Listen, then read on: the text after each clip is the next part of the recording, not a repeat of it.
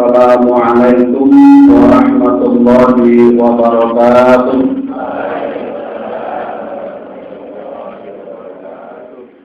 Alhamdulillahirabbil alamin wa bihi nasta'in ala umuri dunya waddin. Asyhadu an la ilaha illallah wahdahu la syarika lah wa asyhadu anna Muhammadan abduhu wa rasuluhu la nabiyya ba'dahu. Allahumma shalli wa sallim ala sayyidina wa maulana Muhammad wa ala alihi wa ashabihi wa tabi'ina ajma'in. Bapak Kapolres Wilayah yang saya hormati, beserta semua jajarannya, keluarga besar Polres Wilayah yang juga saya hormati. Alhamdulillah bahwa pada pagi hari ini kita dapat bertemu kembali dalam majelis yang mulia ini. Semoga di tempat yang namanya al-ikhlas, maka hati kita oleh Allah dijadikan ikhlas untuk menjalankan tugas kita masing-masing sesuai dengan kapasitas, jabatan, dan profesinya.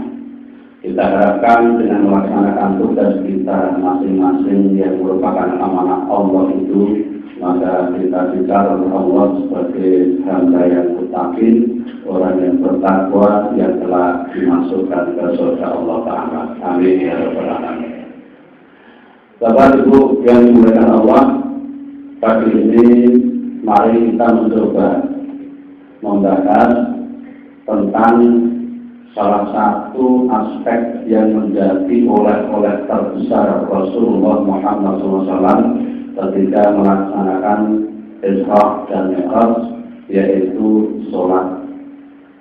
Kita yakin bahwa kita semua orang yang sudah mengerjakan sholat, tetapi belum tentu kita melaksanakan sholat, karena sholat itu tidak hanya pekerjaan, namun dia adalah pembentuk karakter, pembentuk moral, dan pembentuk kepribadian kita. Banyak dari umat kita, umat Islam, yang mengerjakan sholat tetapi tidak menunjukkan akhlak dan perilaku dalam arti sholat.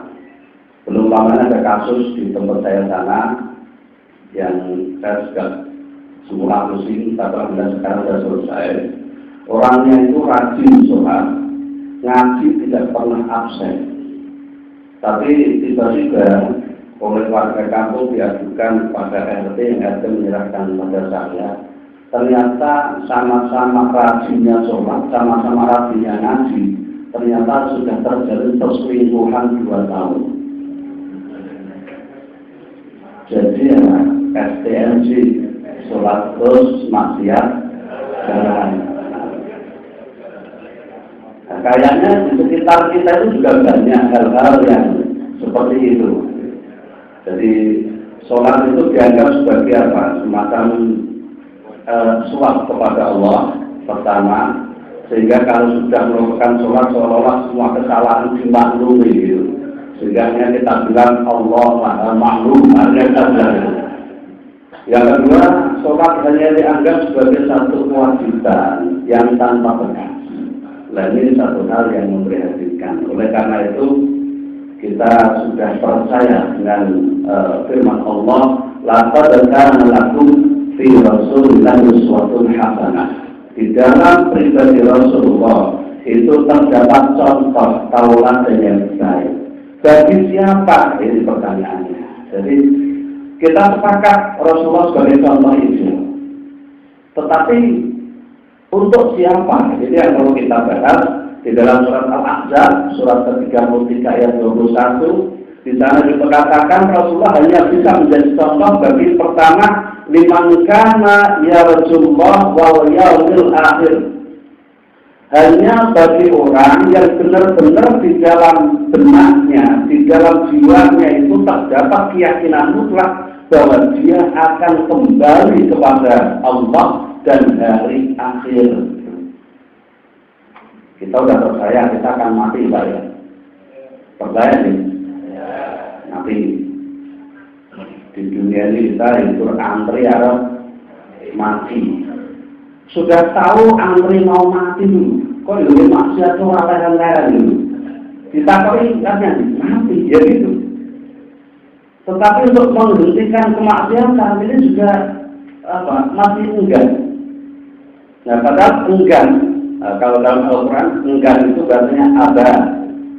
Sifat ada beda dengan ada. Kalau ada kan bapak. Beda dengan syekh itu kita ngartikan guru. Tapi kalau bahasa Arab yang asli syekh itu orang yang berjenggot putih karena tuannya itu syekh.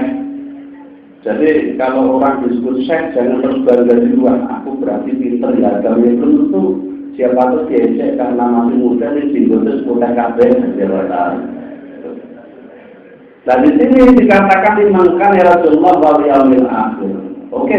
Bahwa kembali kepada Allah.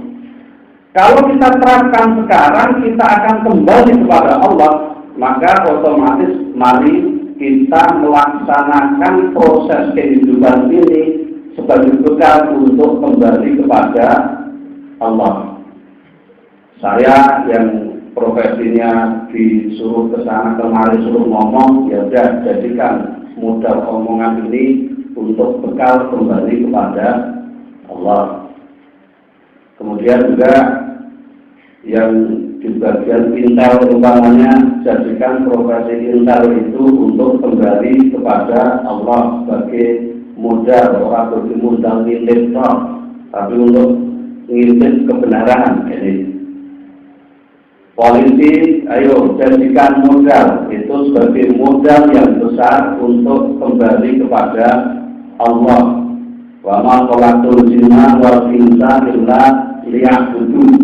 Kita diciptakan Allah itu hanya untuk beribadah.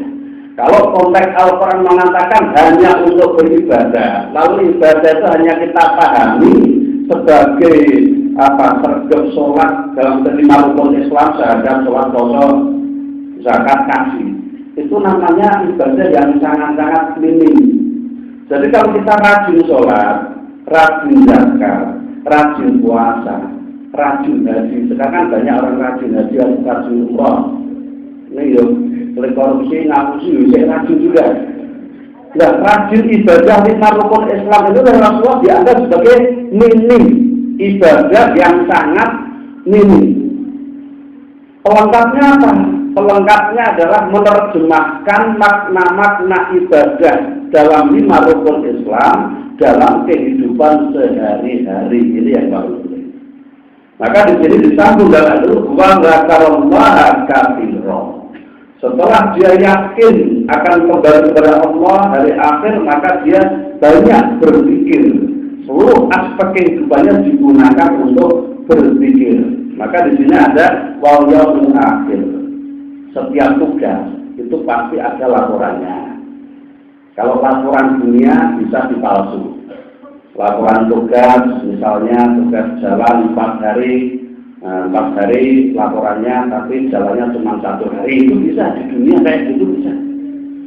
Tapi besok laporan ketika kita sudah meninggal, ini nggak bisa kita palsukan. Malaikat itu ora kalah karo Kapolri.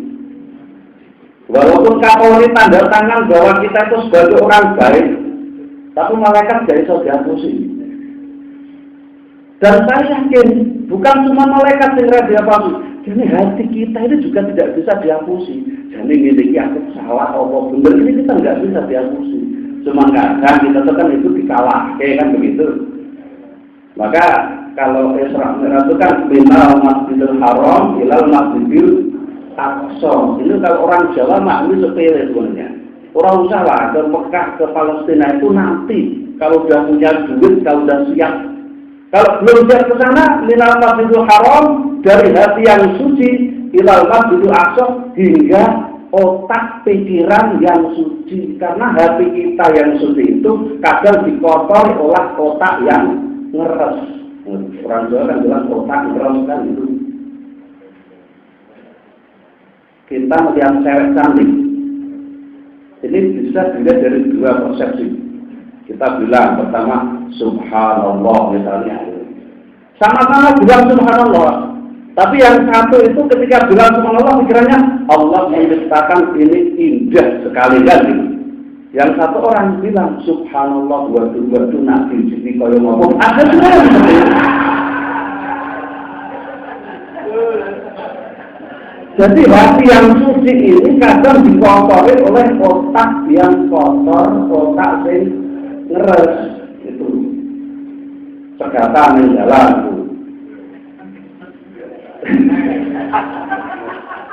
Sing liwat aku iki lho kok suwi terus jeneng cewek-cewek cantik yo. Oh, terus gaya kayak gitu. Tapi itu bukan kondisi berlari.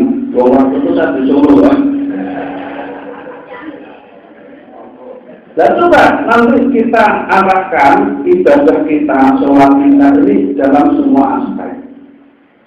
Sholat itu intinya apa? Inna sholata tanha 'anil fahsya wal munkar. Sholat itu dapat menjadikan seseorang ini menghindari tidak berbuat yang fahsya, yang keji, wal munkar, dan tidak berbuat yang munkar.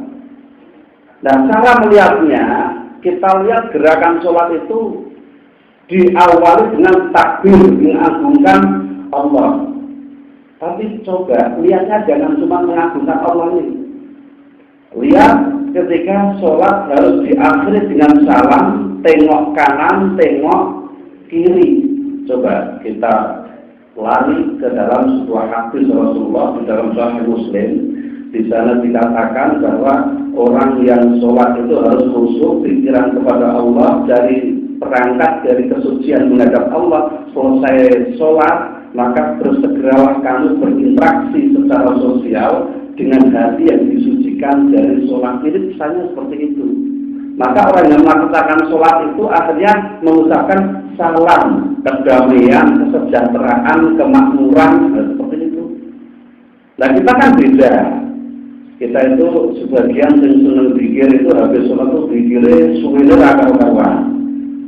Wis teng-teng wayahe mlebu kantor barang, engko sik wong isih sholat duha. Oh, jadwale kan. Sholat duha itu jangan melalaikan dari tugas. Tempat saya itu ada lurah rajin ibadah itu. Jadi kalau masuk kantor itu jam 9. Memang lurah, jadi apa ngaruh ya. Gitu. Tapi sholat duha dia yang lalai dari kewajiban manusia, ini oleh Rasulullah dikecam sebagai ibadah yang apa? Muspro. Dia nanti di akhirat itu sebagai orang yang apa? Merugi. Orang desa nanti akan jalan rugi apa-apa, rugi berkucing gitu. Ya berarti Anda masuk kelompok kucing kan gitu. Jadi nanti kita di akhirat itu ketika sowan kepada Allah, ada orang-orang yang dikatakan Rasul sebagai orang yang muflisun. Siapa itu? Orang yang bangkrut. Sahabat tanya, siapa yang bangkrut ya Rasulullah? Rasulullah jawab, menurut kamu siapa? Abdurrahman bin Auf, dia pedagang, dia jawab, orang bangkrut itu kalau orang dagang mau jalannya nggak balik, itu bangkrut ya Rasulullah. Ingat Abdurrahman bin Auf. Oh salah. Orang yang bangkrut di hadapan Allah itu orang yang membawa pahala full dari sholat, haji, zakat, puasa.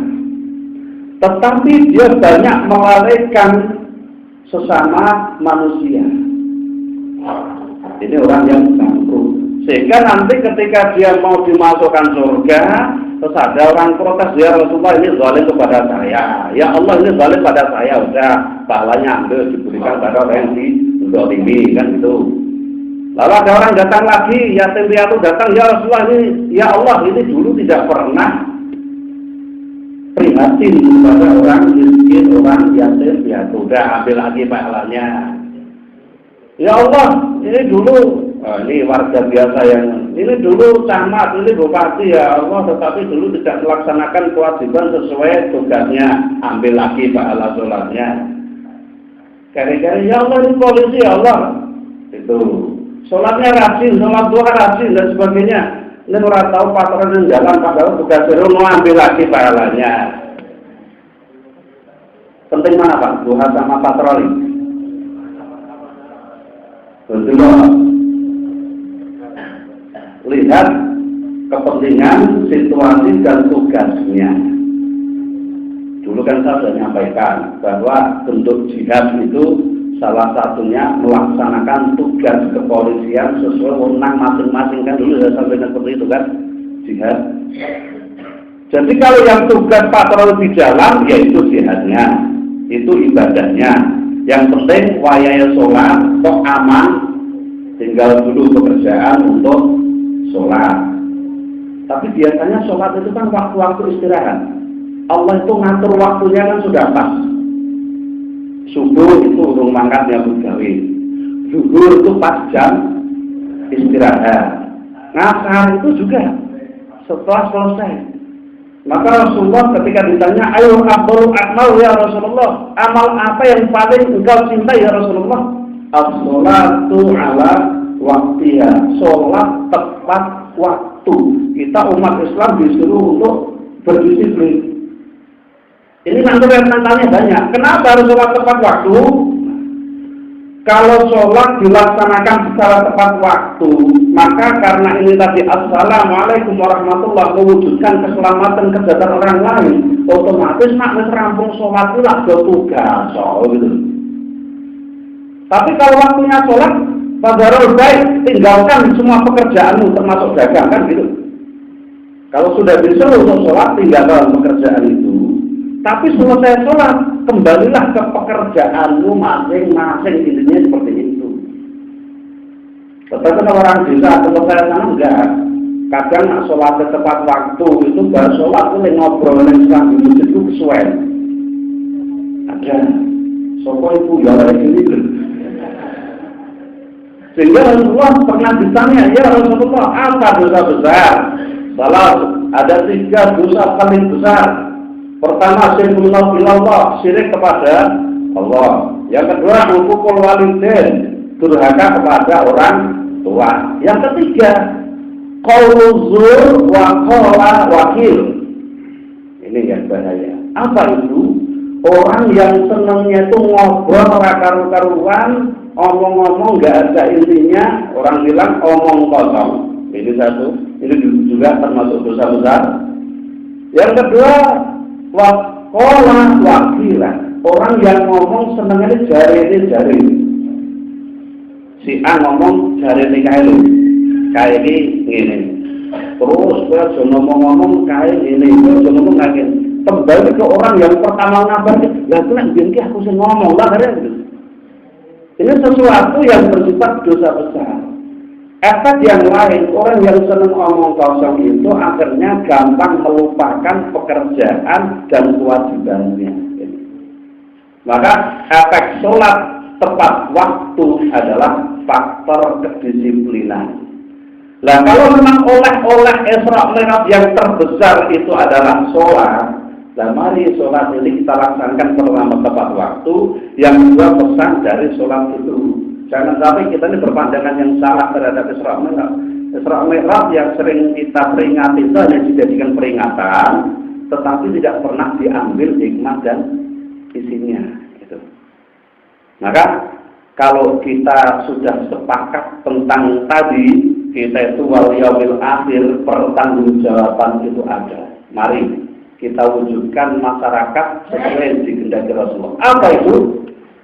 Masyarakat Islami itu terdiri dari 3 pilar. Pertama, aman. Yang kedua, amanah. Yang ketiga, amin. Jadi gampang ya Pak ya. Aman, amanah, amin.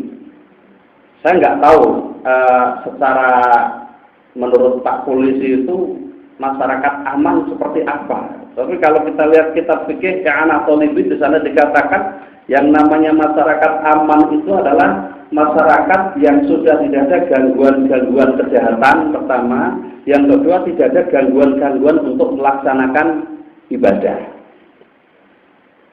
Nah, masyarakat aman inilah yang sebenarnya bisa mewujudkan baldatun thayyibatun wa rabbun ghafur.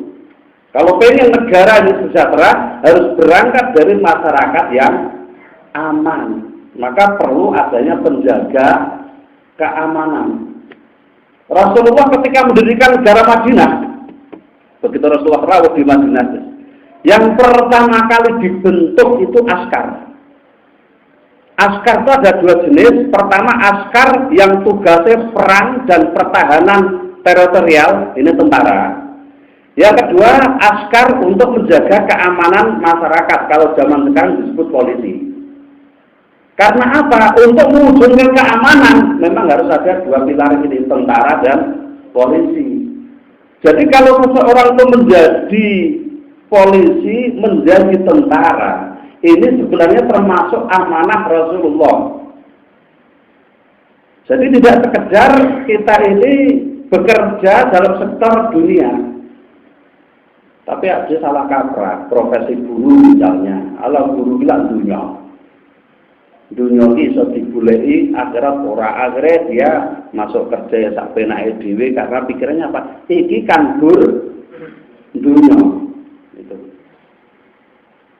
Tetapi kalau menurut Rasulullah, profesi-profesi seperti askar, kemudian masyayikh itu guru agama murni, yang ketiga itu asatir, ustadz itu guru yang negeri. Nah, jadi beda kalau dalam Islam itu yang dinamakan syekh dengan ustadz itu beda. Ustadz itu adalah guru yang diangkat oleh negara, itu namanya ustadz. Kalau syekh itu guru swasta, gitu. Tapi biasanya lebih mumpuni yang syekh ini. Nah, semua profesi-profesi seperti itu adalah hal yang paling diutamakan Rasulullah begitu masuk kota Madinah, dan ini untuk mewujudkan masyarakat yang aman. Kenapa perlu ada petugas-petugas termasuk qadhi, hakim itu? Kenapa dibentuk petugas-petugas seperti itu?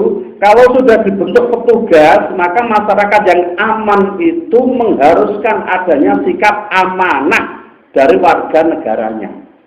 Amanah itu apa? Kita lari ke dalam Ihya Ulumuddin. Yang namanya amanah itu adalah bekerja sesuai profesi dan sesuai tuntutan dinasnya. Yang kedua, bekerja berdasar waktu yang ditentukan. Yang ketiga, bekerja untuk mengabdi kepada Allah. Ini namanya amanah. Kira-kira udah di polisi dulu untuk Allah atau untuk awak dewe, Pak? Bu. Non, waktu dulu daftar, Bu. Untuk mencari pekerjaan gitu ya. Ini harusnya mulai sekarang Isra Mi'raj ini diperbarui lah sekarang. Jadi kok nak naik pangkat itu ya Allah itu khidmah kepadamu ya Allah lo gitu. Sebenarnya kan kesempatan-kesempatan kita untuk menunjukkan bahwa Islam itu sebagai agama mulia ini kan banyak. Polisi yang jujur, polisi yang disiplin, RT yang jujur, RT yang disiplin. Ini semuanya kan dapat menjadikan itu loh, wong Islam itu koyok ngono kan gitu. Kita kan pengen Islam ini namanya berkibar. Al-Islam ya'lu wala yu'la alaih. Islam itu mulia, tidak ada yang melebihi kemuliaannya. Dari mana kemuliaan Islam? Pertama ajaran. Nah, ajaran nggak ada yang meragukan. Tapi yang kedua yang seringkali kita gagal itu adalah Islam itu mulia dari para penganutnya, dari para umatnya. Islam mulia seperti itu. Yang jadi kiai, jadilah kiai yang jujur, begitu. Maka saya sering kalau ada teman-teman ustadz dia itu datang, aku harus nyalon DPR, saya bilang ojo, saya bilang gitu. Kiai dari DPR ini sitik akeh ini akan terkontaminasi oleh kepentingan politik. Yang kedua ini nak urung tahu gujing duit akeh ini gampang dikorupsi. Ya, saya terang-terang bilang seperti itu. Akhirnya dari Jawa Timur ada berita kiai masuk penjara, kiai korupsi rong miliar. Soalnya biasanya berkorupsi rong atau sewu, jadi korupsi miliaran itu juga bingung. Nah, semoga saja di Boyolali nanti tidak ada polisi yang masuk penjara, kan lucu. Kudunin jogo malah lagi jogo, ini jadi ya apa juga ya. Janganlah. Jadi sholat itu nanti akan mengarahkan kita kepada moral yang baik, dan dari situ nanti Islam akan menjadi agama yang mulia. Orang yang menjadikan agama ini mulia adalah mujahid fillah. Orang yang berjihad di sisi Allah. Enggak sulit sebenarnya. kita tunjukkan kita sebagai orang yang disiplin, kita tunjukkan kita sebagai orang yang jujur, kita tunjukkan kita sebagai orang yang apa adanya. Insya Allah kita sudah menunjukkan karakter Islam yang sesungguhnya. Maka kalau Isra Mi'raj itu kita nggak usah lah membahas hal yang terlalu tinggi, misalnya gini, bahwa Isra Mi'raj itu sesuatu yang sangat dahsyat, iya kita akui. Tapi kedahsyatan itu akan kalah dengan kalau kita berhasil mencontoh kehidupan Rasulullah, terutama sholatnya. Rasulullah itu sholat wajib selalu berjamaah. Yang kedua, sholat sunnah tidak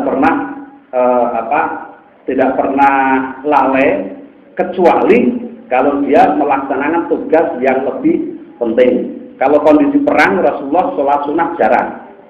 Tapi selama bisa, misalnya dalam perjalanan, dia tetap sholat sunnah di atas kendaraan, ya, gitu. Maka kalau pas jaga, nah nanti kalau misalnya, wah aku wis kulino sholat sunnah, ini pas lego sholat sunnah, aku pas patroli, ya wakilkan dulu ke temennya yang lain, aku tak sholat di situ, tolong digantikan dulu, seperti itu. Orang yang meninggalkan kewajiban utama hanya untuk kesunahan, itu namanya zalim juga. Sehingga kalau tugas belum selesai, sholat sunnah ini menjadi sesuatu prioritas yang kedua. Sehingga Rasulullah mengatakan, sholat sunnah itu rakudu kaya sholat biasa. Sholat sunnah itu boleh sambil duduk, boleh sambil tiduran. Sehingga kalau seperti ini prosesnya, sholat sunnah itu ternyata boleh di pos polisi, lo kan gitu. Sambil duduk, sambil jaga, sambil sholat sunnah. Ini kalau sholat sunnah kabeh itu tabrakan mas bendera ngerti kan itu. Jangan sampai terjadi. Nah, aspek lain yang perlu kita kaji dari peristiwa Isra Mi'raj, kalau tanggung jawab sudah tadi, wa man kana fi hadhihi a'ma fa huwa fil akhirati a'ma wa adallu sabila. Kalau kita tidak bisa segera merubah sikap kita yang buruk menjadi baik mulai sekarang, di sini Allah menyatakan dalam surat Al-Isra ayat 72, barang siapa yang di dunia ini masih buta, dalam arti tidak bisa menerapkan kebenaran dari Allah secara sungguh-sungguh, huwa fil akhirati a'ma, maka nanti dia di akhirat akan lebih buta lagi. Jadi kalau pengen menemukan surga, ya mari mulai sekarang ini ya. Kita sungguh-sungguh dalam melaksanakan tugas kita sebagai umat Islam dan tugas kita sebagai warga negara. Wadallu sabila, dan akan lebih sesat lagi. Bahwa ibu yang dimuliakan Allah, perjalanan kehidupan kita itu belum berhenti walaupun kita sudah mati. Kita sering bilang, nak wis mati, awake dhewe berkarek nampa akibat. Oh, tidak seenak itu. Orang yang meninggal dunia sudah mati itu, yang mati kan cuma rogone. Tapi kalau dilihat dari segi nyawa, dilihat dari roh, kematian itu nggak ada. Coba waktu kita lahir ke dunia itu, aspek-aspek tubuh yang kita gunakan di alam kandungan itu kan mati. Ari-ari, kemudian batir, darah dan sebagainya mati. Tapi kita sekarang eksis dalam tubuh yang baru.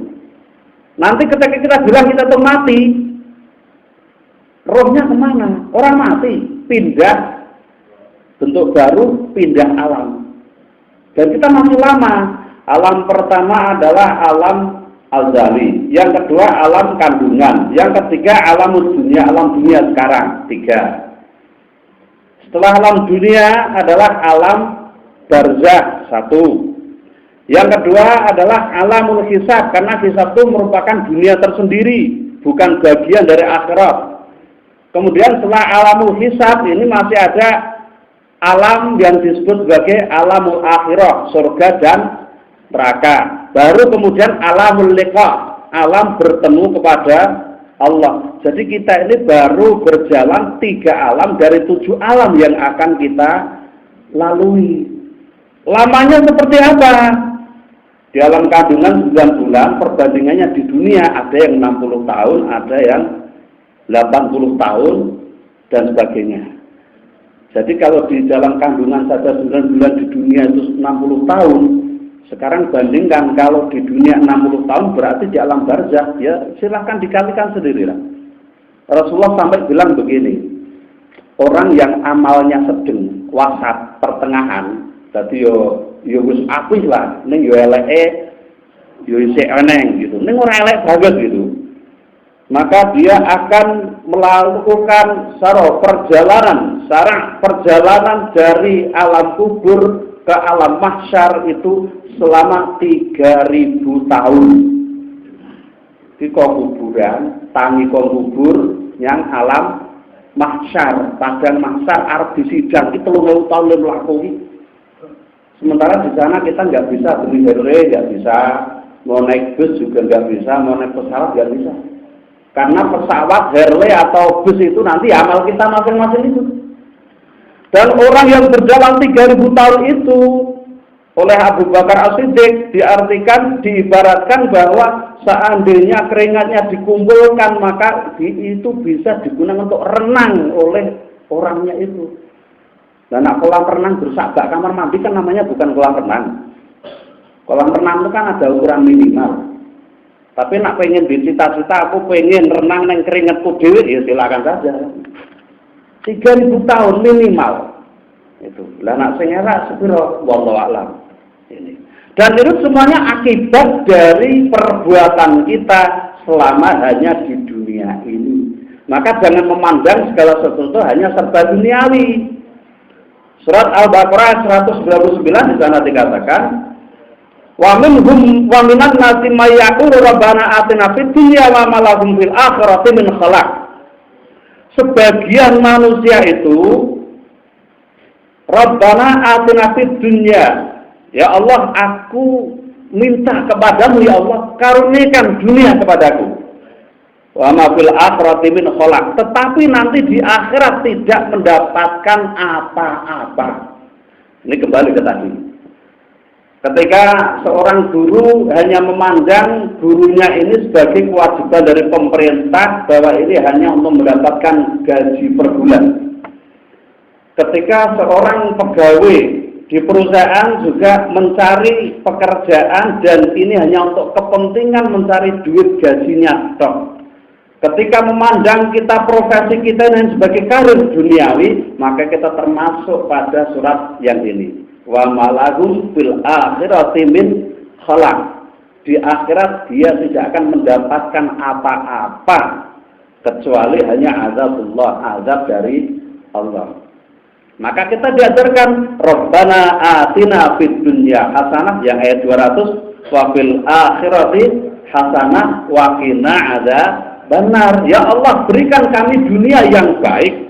Karena dunia yang baik itu adalah untuk akhirat yang baik. Dunia yang baik bagaimana? Dunia yang baik itu adalah pekerjaan-pekerjaan dunia yang kelihatannya dunia, tapi ini sebagai investasi untuk akhirat. Ini namanya dunia yang baik. Maka mari kita tata mulai sekarang ini, semua hal yang kita lakukan adalah kita tujukan ilallah, kepada Allah. Yang kedua, li'ila li kalimatillah, untuk menjunjung tinggi kalimat Allah.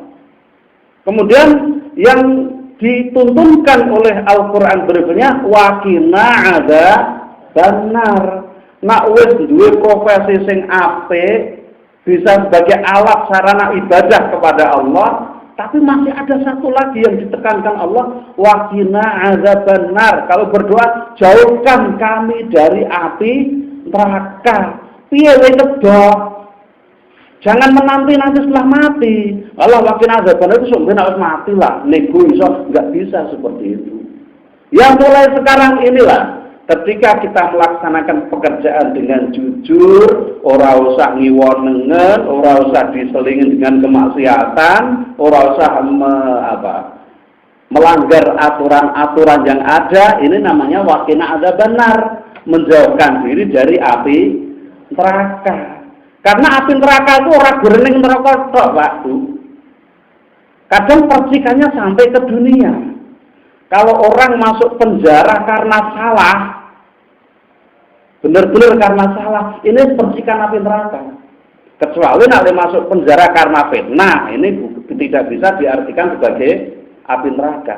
Tapi seseorang yang salah dan di dunia saja mendapatkan akibat dari kesalahan, ini termasuk api neraka. Itu ada benar, makanya kita bilang neraka. Neraka itu kalau dalam Al-Quran nggak ada loh. Di sana cuma anar, cuma begitu. Akhirnya apa itu neraka? Naruka, nar api, ka itu dhamir pengganti kata kamu. Jadi naruka, neraka itu adalah api yang kamu sulut sejak dari dunia sekarang ini. Maka kalau masuk neraka bukan Allah yang memasukkan, amal-amal kita. Gusti Allah berkarek mangga kayak gitu. Allah kan ibarat tuan rumah. Kita ibarat duyuh, tamu-tamu yang datang. Nah, tamu elek, reget mestinya dilebokkan ruang tamu sing resik kan yo sing. Saya yakin misalnya saya pakai celana pendek, pakai kaos oblong, topi, orang nggo seragam, orang nggo sepatu, saya masuk ke Mapolres ini, sampai di pos jaga, saya yakin ditegur dan disuruh kembali. Nah, ngantek polisi ini nyentuk ke mlebu iki berarti sing mlebu ya gendeng, sing nyentuk iki padha-padha gendeng kan. Karena tidak memenuhi aturan yang dibuat oleh tuan rumah. Nah, kita di dunia kan cuma tamu Allah. Tamu Allah itu bukan sing kadidok kae, kita ini tamu Allah semua. Maka Rasulullah bilang, nak kowe ora manut aturane Gusti Allah, metu saka omahe Allah lah arep nyandi. Mau ke Amerika, di sana juga bumi Allah. Mau ke penjara, ya bumi Allah yang penjara isih eneng aturane kok. Maka kalau kita sudah menegaskan diri, saya sebagai seorang Islam, ayo kita berlomba-lomba fastabiqul khairat. Berlomba-lomba menegakkan kebaikan. Berlomba-lombalah jadi warga negara yang paling baik. Berlomba-lomba jadi umat Islam yang akhlaknya terbaik. Kalau untuk lingkungan internal sini, berlomba-lombalah menjadi polisi yang baik. Ya itu aja. Kau harus jadi sing apik, iso jadi teladan, yang penting ojo sombong. Nah, kemudian pelajaran Isra Mi'raj berikutnya, saya cuplikan di sini, bahwa untuk menjadi hamba Allah yang baik, untuk menauladani Isra Mi'raj Rasulullah, kita harus berangkat dari niat yang suci.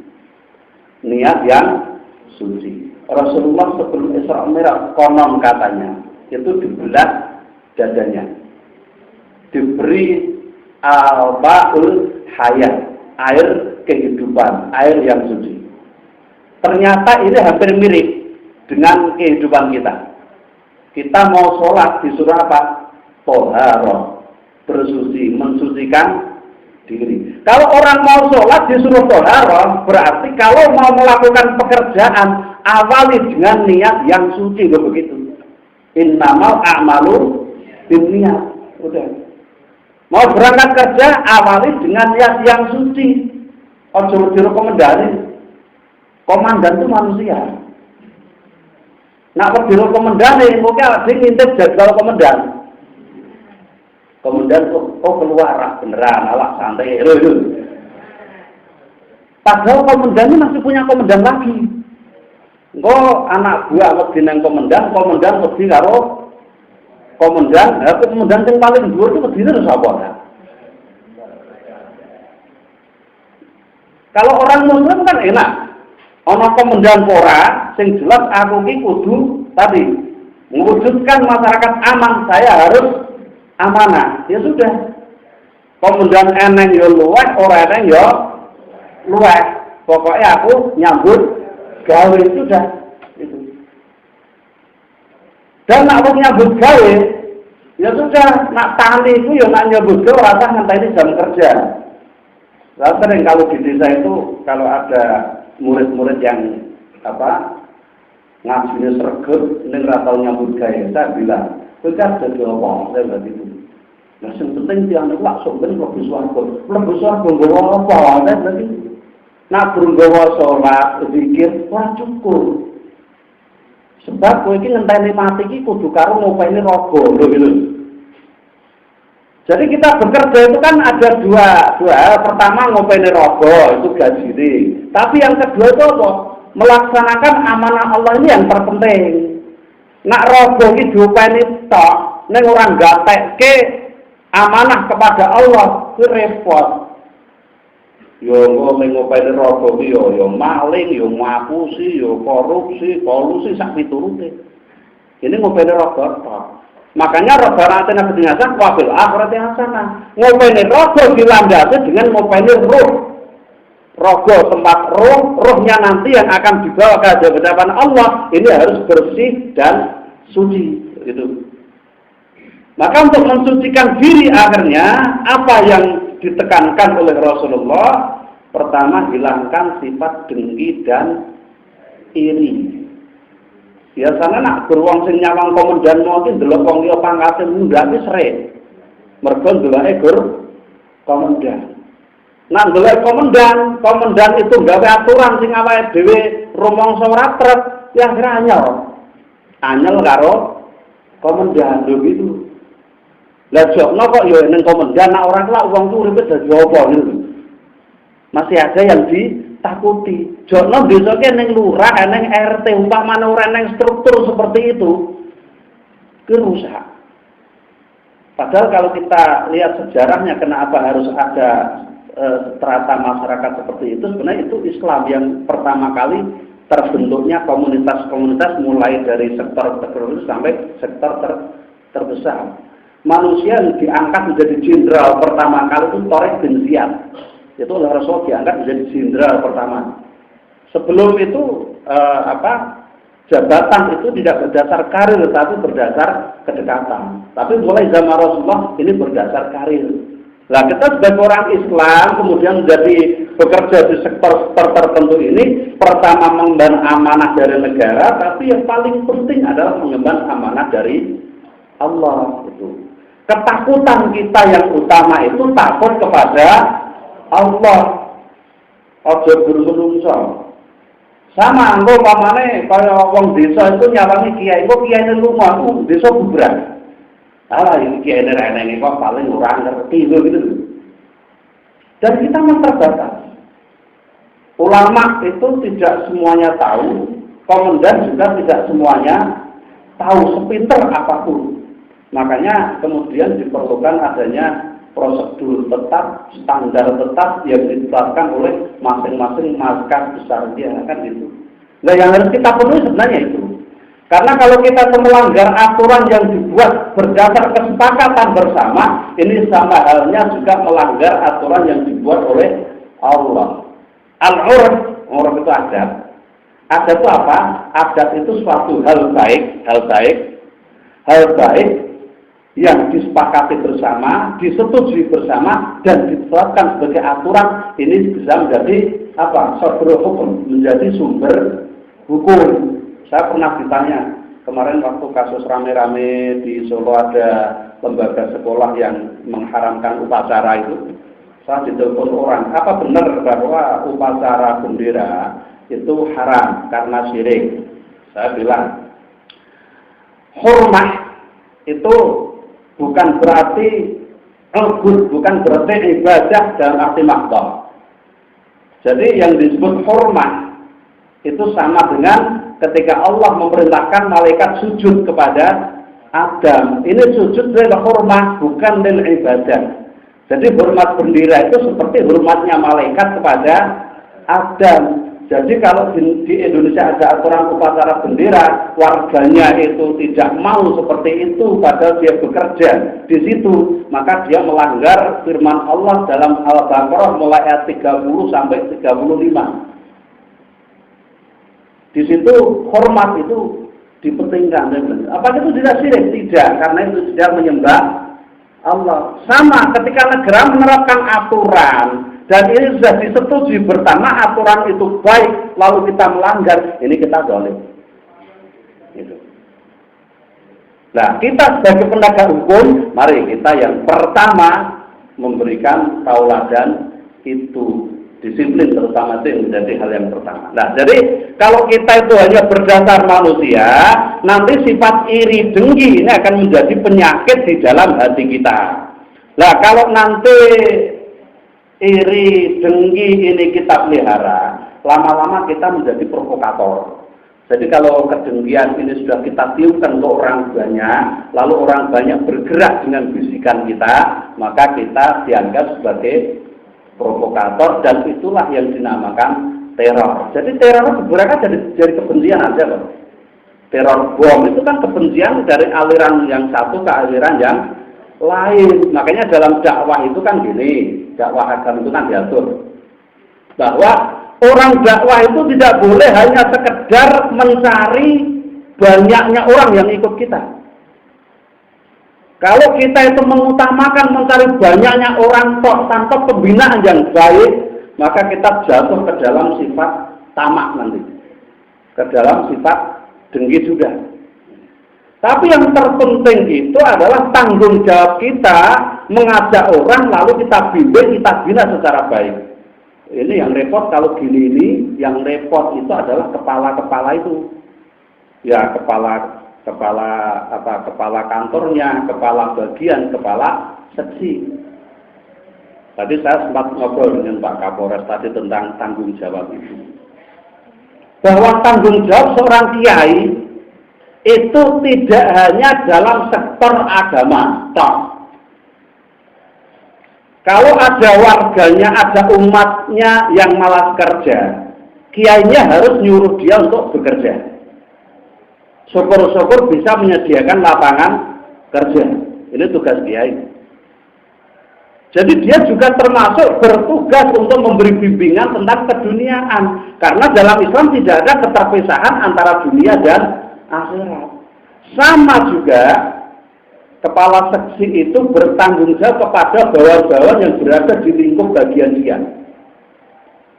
Kalau dia itu hanya menegakkan disiplin dunia, disiplin akhirat tidak, mungkin aturan dunia selamat, tapi aturan akhirat dia akan tetap dimintai pertanggungjawaban oleh Allah di akhirat kelak. Itu.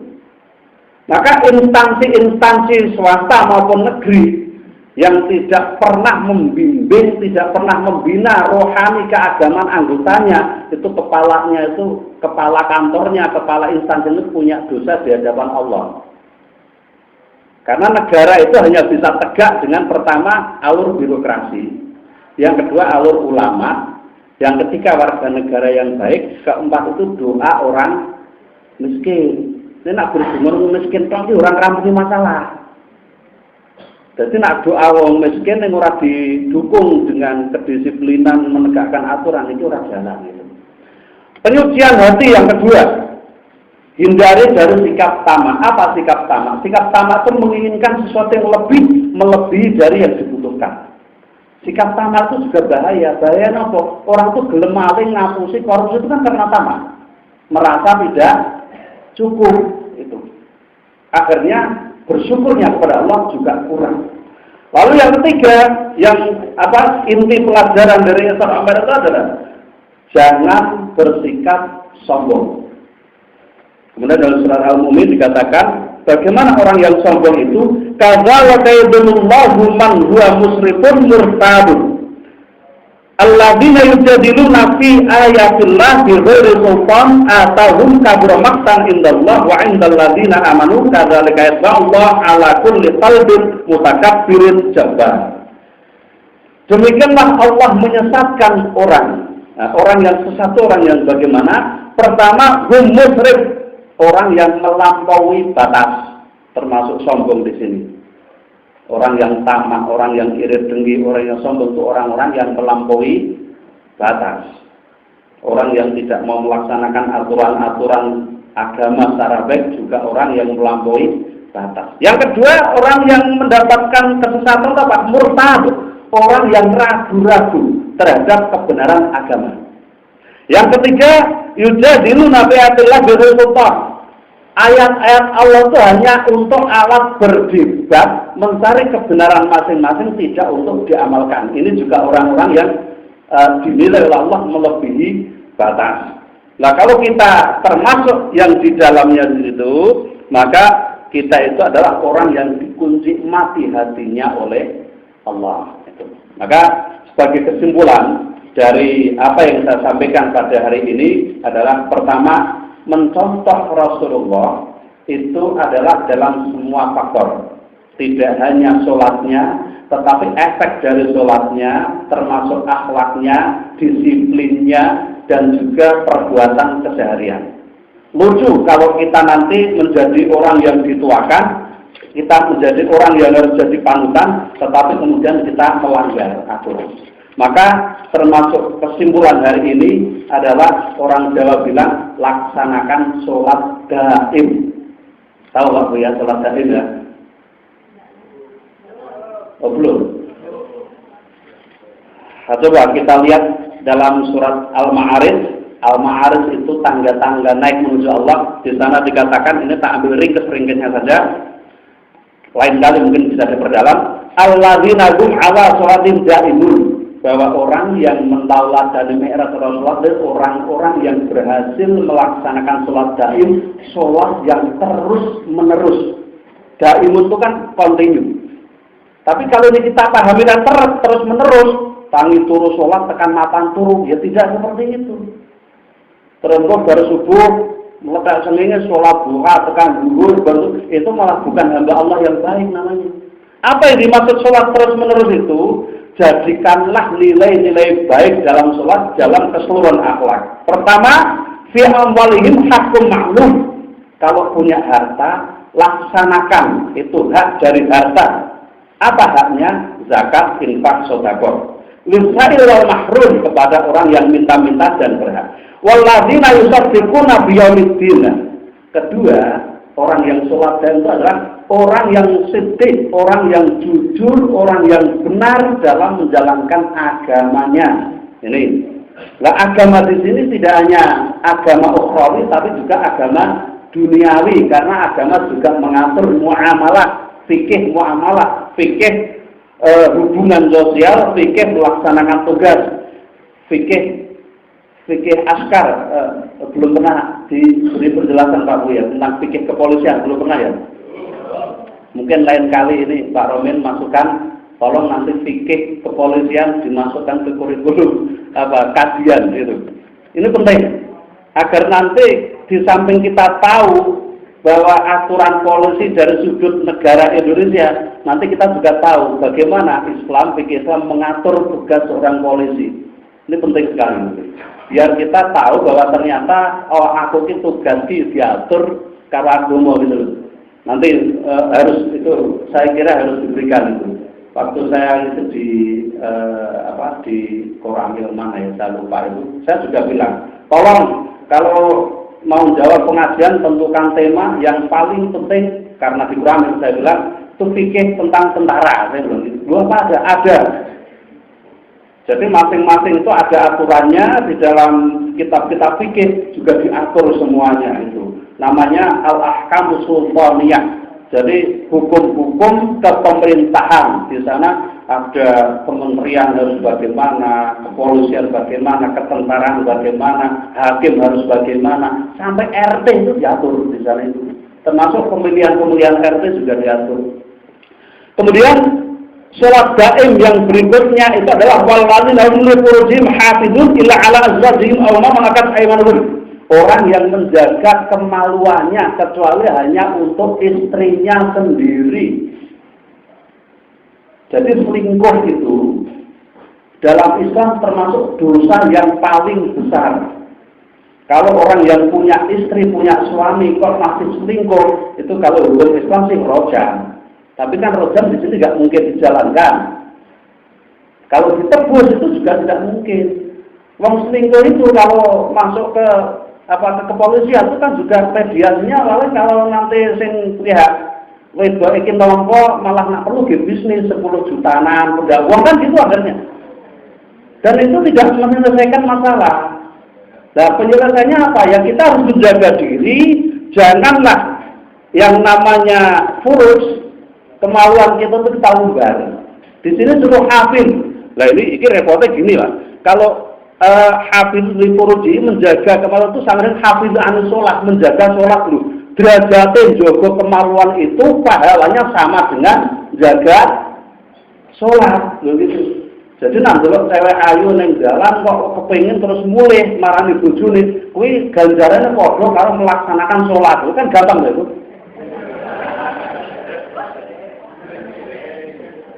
Nah kemarin 1 bulan di RT saya itu kasus selingkuh itu dua kali dan sudah punya anak istri semua.